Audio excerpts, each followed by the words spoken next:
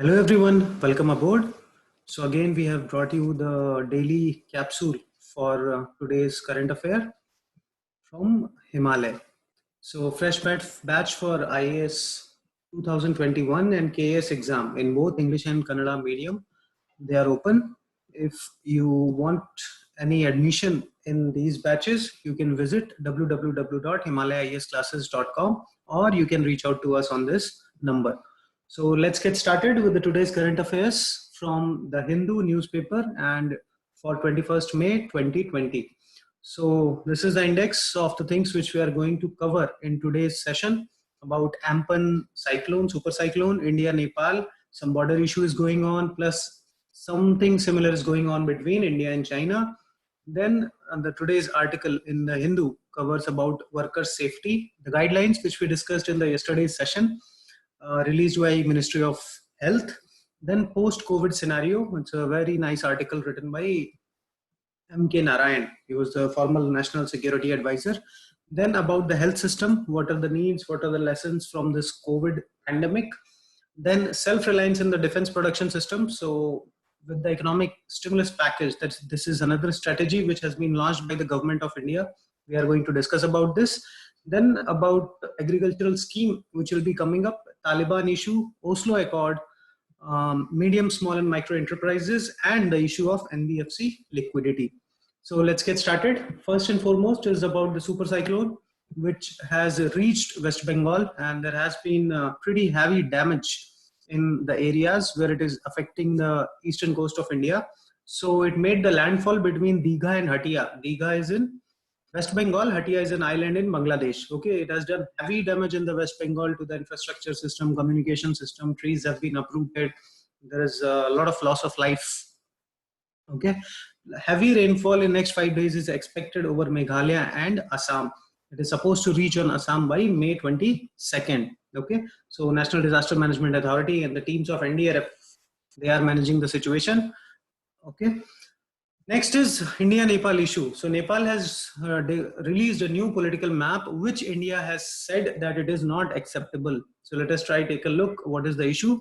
Nepal has released a new official map, including the areas of Kalapani, Limpia, Dhura, and Lipulekh. Okay, which to India has replied that it is not acceptable to us. Nepal is claiming that India has encroached the Nepalese area. Okay, and this all started after India just inaugurated few days back Dharchula-Lipulekh link road, which will make it easy for the Kailash Mansarovar Yatra for passengers. So these are the two maps. This is the map launched by Nepal or released by Nepal. If you see this area, Dharchula, okay, this they have shown inside the Nepalese boundary, whereas this is the Dharchula and Lipulekh link road which has been completed. Okay, and as per India, it comes within the Indo-Nepal boundary and it is inside India. So that is the border issue which has come up between India and Nepal. The next headlines from today's paper is about China accusing India of trespasses and line of actual control. Okay, on the line of actual control. So we all know that there are boundary of Indian states, Jammu and Kashmir.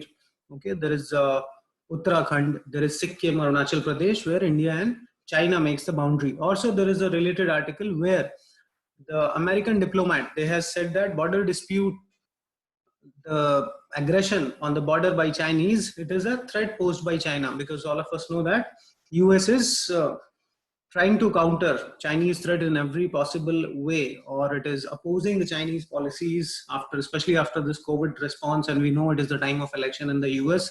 So after that, these type of responses are coming up. So I have summarized the points from both these articles. So first is China has accused India of patrolling in Chinese territory. See, we touched upon this point in the earlier discussion as well, if you are following the series properly. So what is happening? Earlier, we didn't have the border road infrastructure. Now India has built road. Okay, you would have heard about Bharatmala program. Okay, developing road network and infrastructure in the border regions. So after development of this infrastructure, the more patrolling activities are happening from Indian side, and that is why more clashes are happening. Okay, so China is accusing us that we are changing the status of LAC. LAC is the line of actual control after India-China war of 1962. Okay, they acquired some territory of Ladakh, which they consider the part of Askai Chin, and also the Tawang Valley, the northern portion of the Arunachal Pradesh. And then the status quo boundary is known as line of actual control.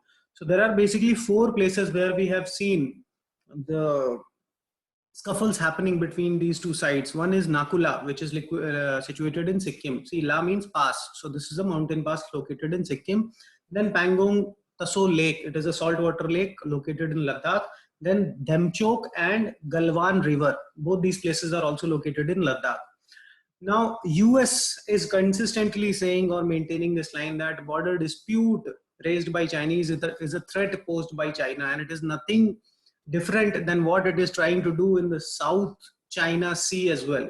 Okay, so the same thing what it is trying to do in South China Sea. This should have been S. I'm sorry for the editing mistake. Also, in that article, it is trying to say that because of this Chinese stance or attitude, we are bound to go back to the post Second World War order. Post Second World War order was the era of Cold War, where the world was divided into blocks. So that's what they're saying, like, okay, we are trying to build up ASEAN, where China is not a part, or we are trying to build up Quad, including US, Japan, India, and Australia. Also, it is the other things with which US is trying to oppose the Chinese hegemony in the world diplomacy is this is millennial cooperation challenge. Okay, so as part of Belt and Road Initiative, China is giving some assistance to Nepal. US is trying to influence Nepal by giving some grants under this scheme. Okay, the article also talks about the trade relations between India and United States, where they have said that still Indian market has some restrictions which has to be removed in order to get to a deal. Okay. Next, so this is the India-China border. You can see. So these are the places in Ladakh. Okay, Demchuk, Trig Heights, Dungchele, Pangong Taso, Chumar. Okay, and similarly in Arunachal Pradesh there are some area. So these are the places where the scuffles or face-off between the two people, two armies are happening consistently, not from now, from many years. The reason behind this goes into the unsettled boundary between India and China and Chinese assertiveness in the region. Then next news item for today, it talks about the working safety or the worker safety. Actually, in the yesterday's session, we talked about the guidelines issued by Ministry of Health Affairs about the workplace safety. So what more it asks about the behavioral change in the paper, like we should have physical distancing of 1 meter or more, then everybody should have mask, and then there has to be more sanitization in case there is a large infection of COVID in the people, then the place has to be shut down for 48 hours. If there are 1 or 2 infections, then it might not need the shutdown of the operations. So the success of this, the article argues that is going to depend on the communication to the people and provisioning of the things which are required to maintain these things. Let it be sanitizer, mask, okay, or the providing space to maintain the physical distancing, okay. Also, it says that there is a gap that it doesn't involve the public transport. There is also mass contact which is supposed to happen. Okay, so in order to stop the spread of the COVID, we also need to have the similar measures for the public transport.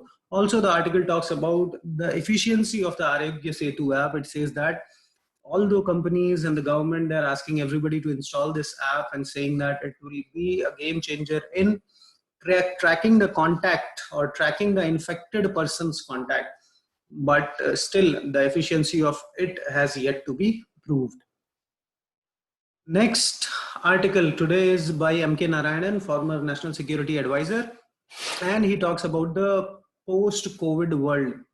Basically, in this article, he is trying to argue that just by saying or imagining, we have seen a lot of people are saying that because of this COVID, it gives a great opportunity for India to utilize this and to attain as much as production shift from the Chinese economy. Okay, but he is telling that they had followed a very calibrated approach, and just by hoping and just alone with this economic stimulus package, it is not going to happen.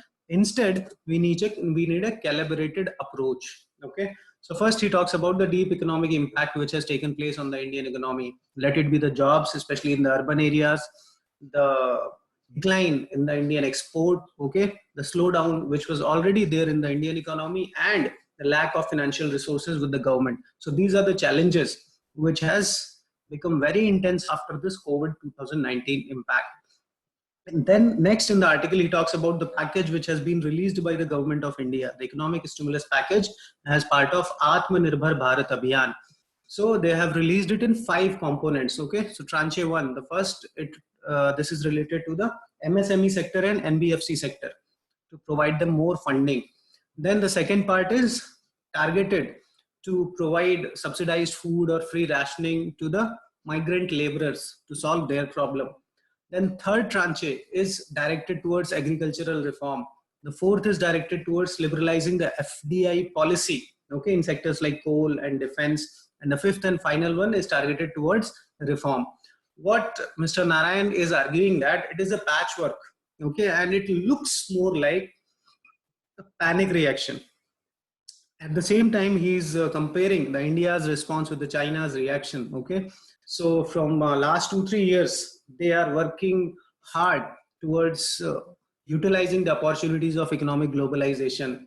They have created a physical infrastructure to promote their trade, people-to-people contact, and bring more markets into their ambit by Belt and Road Initiative. Okay, now they are not just doing the productions, they are even a step ahead and they are trying to set the standards of production. He gives the example of China Standards 2035, which belongs to Industrial Internet of Things. Okay, so this can be a prelims factual point for you. China Standards 2035, it's related to Industrial Internet of Things.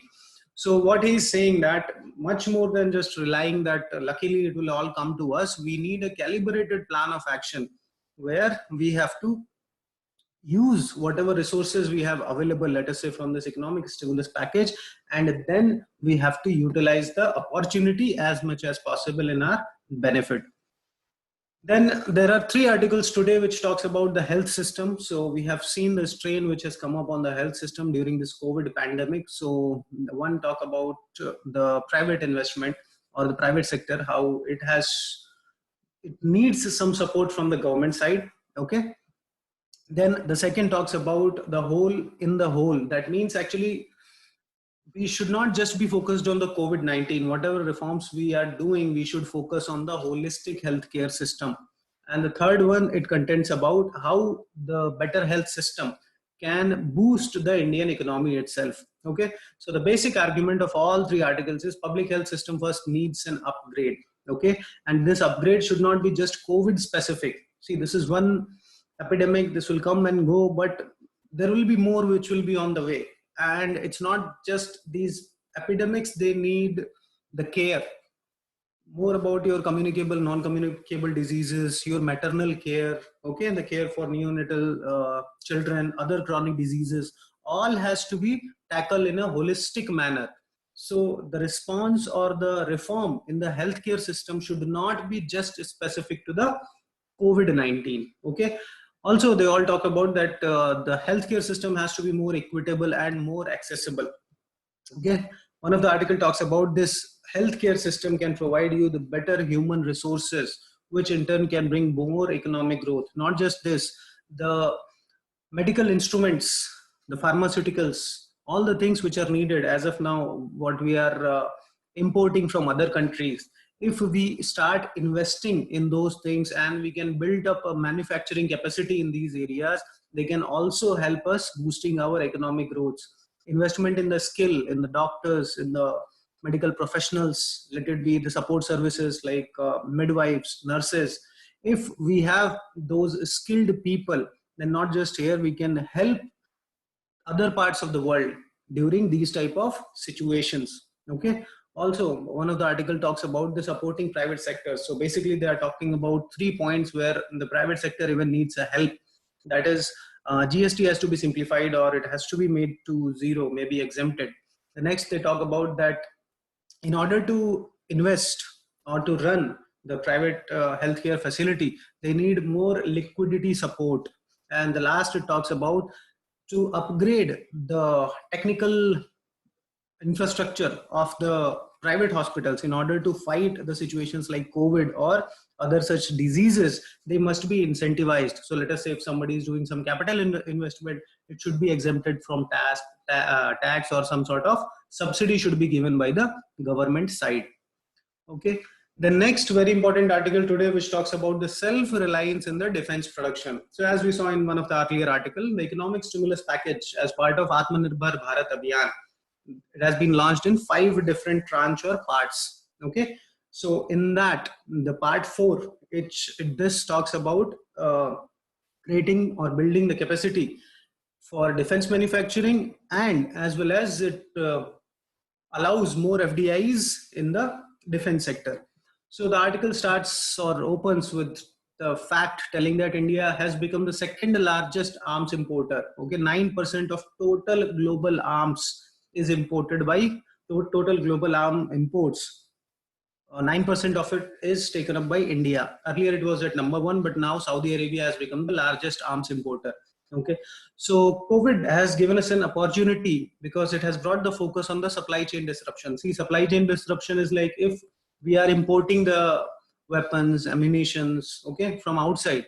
So at this point of time, let us say if you need it, something happens, you have problems going on India China border, okay, or let us say some days back there was some scuffle in the Jammu and Kashmir. There was a encounter which happened. So because of that, you need continuous supply of these arms and weapons and ammunitions. And if you totally depend on import, then in this type of crisis situation, you are not self-sufficient.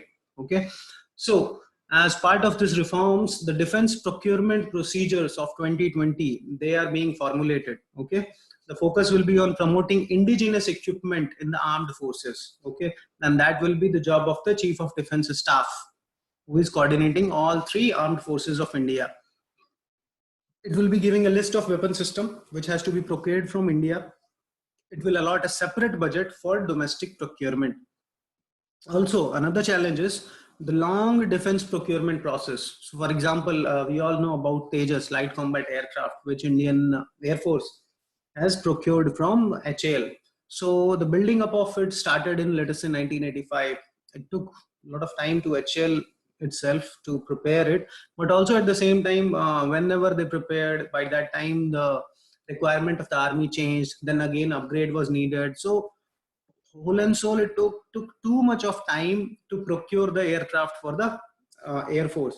So the thing here is it has to be time bound testing, or whatever requirements are needed, it has to be very fast and up to the point.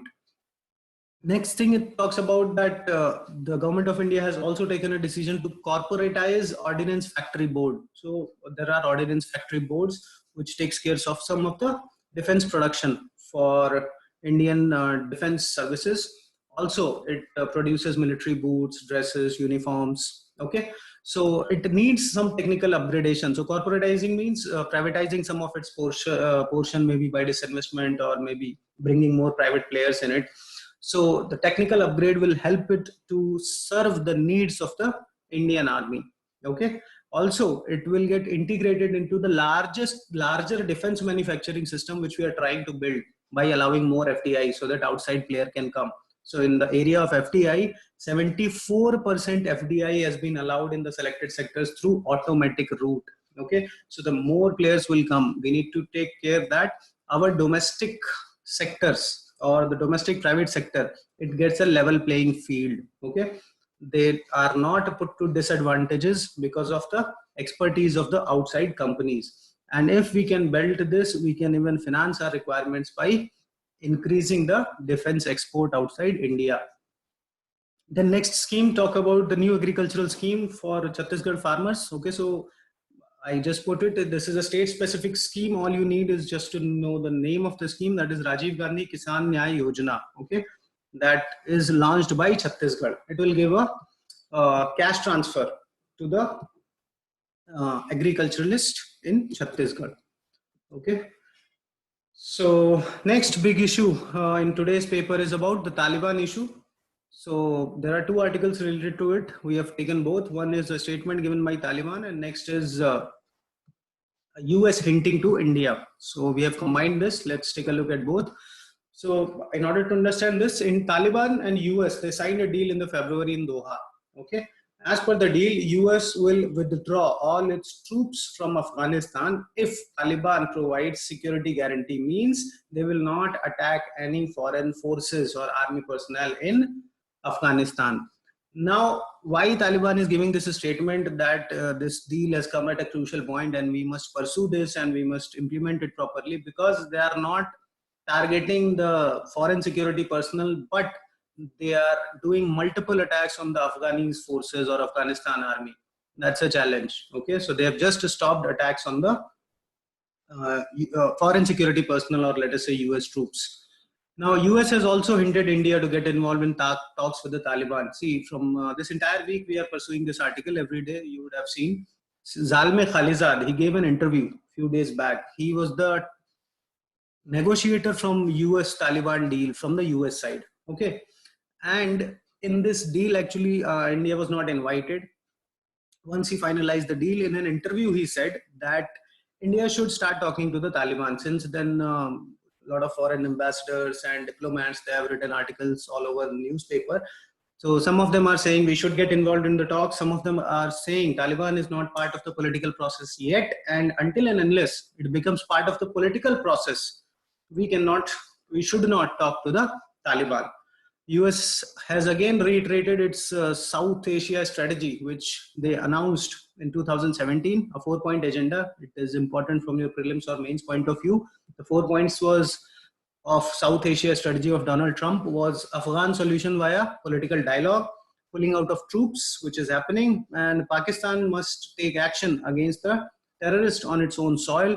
And fourth was India to be an important player in the development assistance in Afghanistan. Okay, so because US is getting a deal, they're just trying so that India also engages with Taliban in the talks, and India is still looking at its options, whether it should or it should not talk with Taliban, or whether it should wait for it to become a part of political process, then talk to it. Okay. Next small news item which came today, but important from the exam point of view, was Israeli president, Palestinian president Mahmoud Abbas. He has declared that Palestine will consider itself free from the Oslo Accord. See, let's try to understand the situation. What is happening in Israel? Election campaign is going on. So, in the election atmosphere, things get a little more heated up. So, few days back, the current Prime Minister of Israel, Benjamin Netanyahu, he was campaigning, and he's campaigning for acquiring the Jordan Valley, okay, which is near the West Bank. So that's where this campaign or this declaration is considered as a breach of Oslo Accord by the Palestinians, and they have declared that it is free of its commitment under the Oslo Accord. Okay, it is a reaction to the Israeli government's push to annex large portions of the West Bank. Oslo Accords refers to the series of agreement between Israel and Palestine, okay, brokered by United States between 1990s, which was signed to maintain peace and stability in the region. Next important article from today is the MSME funding. So as part of the first tranche, we have mentioned it multiple times, as part of Atmanirbhar Bharat Abhiyan, the first tranche was for MSME and NBFC's funding. So Cabinet has approved the 3 lakh crore funding for micro, small and medium enterprises. So here, this money, how it will come, those details have come up in today's article. 100% guarantee coverage through National Credit Guarantee Trustee Company Limited.